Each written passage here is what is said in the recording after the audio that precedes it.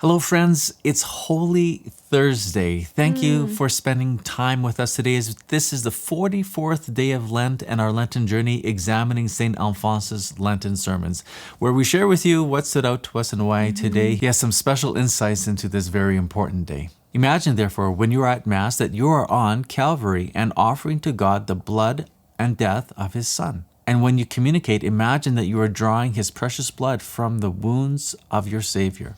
The very first word, imagine. St. Alphonsus is inviting us to use mental prayer.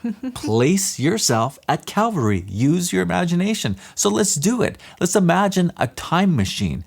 We jump into it. We hit 33 AD. It spins us around. We step out of the time machine, and there we stand at the hill of Calvary. What do we see? We see Jesus in the center, the good thief, the bad thief, Mary on one side. We have the soldiers on one side casting lots to get to see who gets his cloak. And you hear the crowds jeering and yelling at Jesus. You see Jesus' body sag. He's gasping for breath. Like, place yourself there. Now, we don't have the privilege of going back 2,000 years, but we do have the privilege of something else. The holy sacrifice of the Mass makes present to us the sacrifice that happened 2,000 years ago.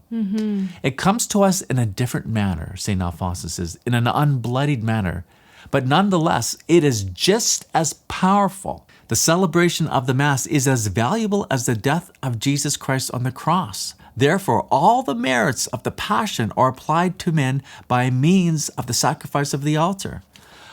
Imagine the graces available to you standing at Calvary, reaching out to touch the wood, and a drop of blood hits your finger or splashes upon your lips.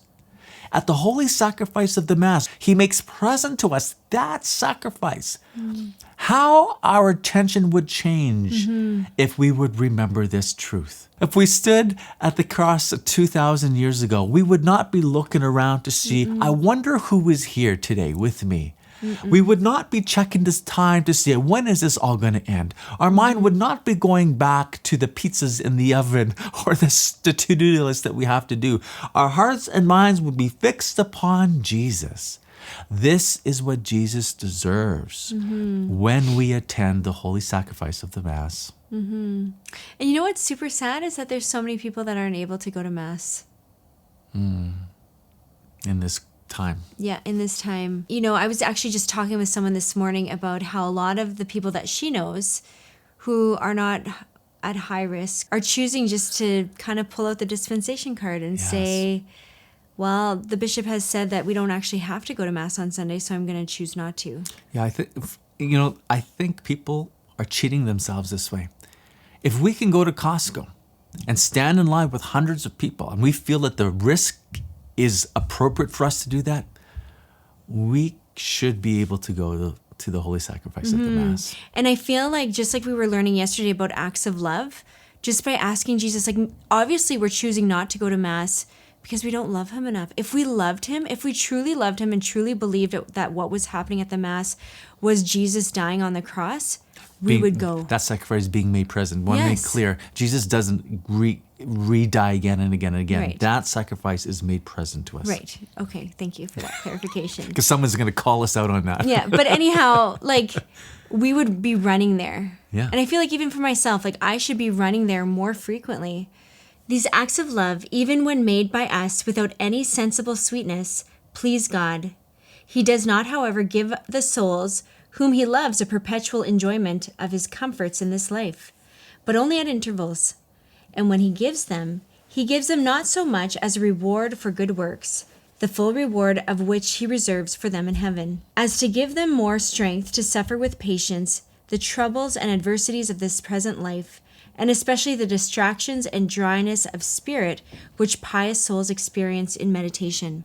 I just feel like this is so true. Even though we don't feel like going or praying or, spending time in front of the Blessed Sacrament or going to Mass, God blesses our acts of love, even if those feelings aren't there for us. And then St. Alphonsus actually does go on a little bit more about saying how sometimes people, if there's dryness in your prayer life, people will just sort of step away from it. But he says, no, even that dryness, even if you're continuously battling distractions, that is something beautiful to offer to God and worth doing still.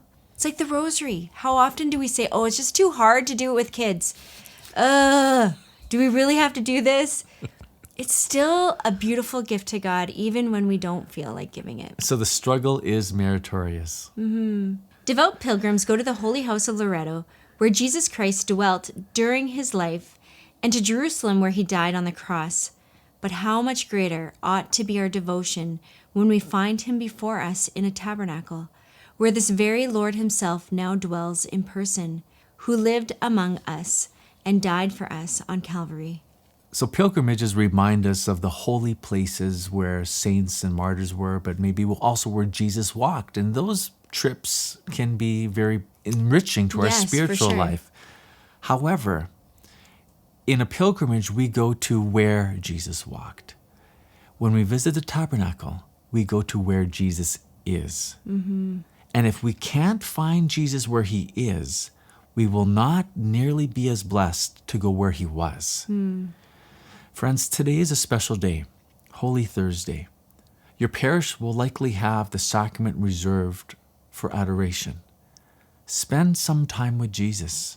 This is time well spent. This is where God is tonight. This is where he is, upon the altars of our churches, waiting for people to comfort his sorrowful heart. Spend time with him. Come, O death, says Jesus, be quick and perform thine office. Slay me and save my flock. I feel like I have a really hard time not crying on Holy Thursday, just because it's just such a special day where Jesus is by himself in the Garden of Gethsemane. He asks his apostles, won't you stay awake with me? And not a single one of them stays awake with him. And yet he willingly offers himself for his flock. Please pray along the rosary with us. It'll be right up there. We'll see you tomorrow.